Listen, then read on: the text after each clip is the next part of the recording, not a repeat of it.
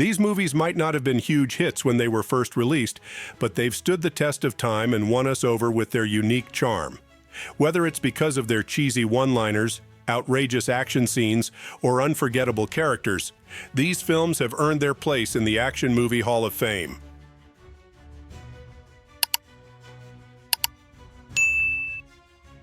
Eye of the Tiger. Gary Busey versus a biker gang. Do you really need to know more? Okay, fine. An ex-con returns home, finds his world upended by said gang, and it's payback time. High-speed chases, fistfights, and Gary Busey on a roaring rampage. It's raw, relentless, and radiates unmistakable 80s charm. Firewalker. Norris and Bronson, a match made in action heaven.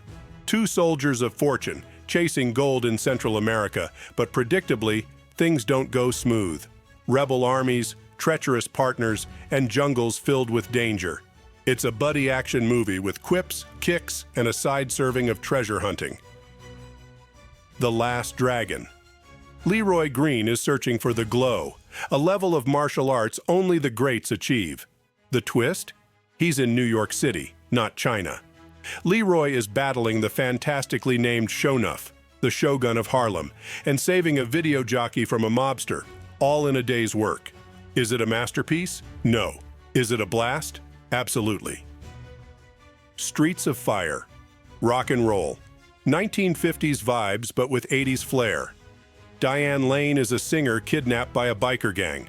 Michael Paré is her ex-flame-turned-mercenary, set on her rescue. The catch?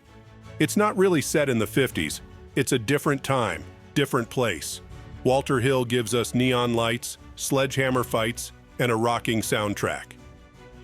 Extreme Prejudice. Ever heard the saying, old soldiers never die, they just fade away? Well, these ones didn't get the memo. A Texas Ranger, Nick Nolte, is on the tail of his former buddy, now a drug lord. A squad of supposedly dead Special Forces soldiers enters the mix, plotting a bank heist to muddy the waters. It's a Wild West showdown with 80s flair, dust, bullets, and double crosses galore. Dead End Drive-In. In a dystopian future, classic 80s, society's undesirables are imprisoned in a drive-in theater. Cars serve as cells, and exploitation films are the only entertainment. Our protagonist, Krabs, isn't content to stay put, though. As you'd guess, he's scheming an escape.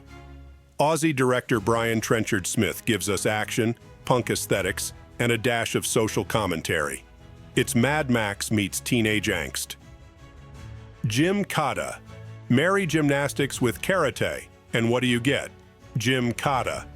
Olympic gymnast Kurt Thomas plays an athlete spy tasked with entering a deadly game in a fictional country to install a satellite monitoring station.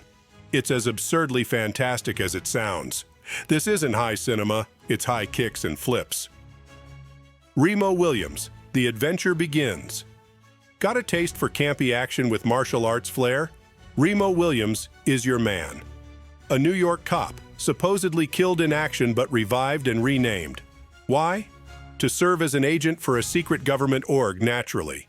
Cue his Korean martial arts master, Chi-Eun, training him in Sinanju, the sun source of all martial arts. Their mission? Taking down a corrupt weapons manufacturer. It's cheesy, sure, but in the best 80s way. Band of the Hand. Delinquents in the Everglades, trained by a Vietnam vet to be survivalists. Once they're a cohesive unit, they're sent back to Miami to take on drug lords. It's a mix of gritty street action and swamp survival. Think of it as a teen Predator, minus the alien. The Final Terror. Forest rangers and their girlfriends on a weekend outing. Sounds fun, right? Well, not in this flick.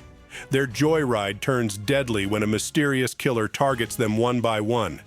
Dark woods, eerie sounds, and traps that would make even Bear Grylls shiver. Though not a classic in the purest sense, if you're into survival horror with a touch of action, this one's got some pine-scented thrills.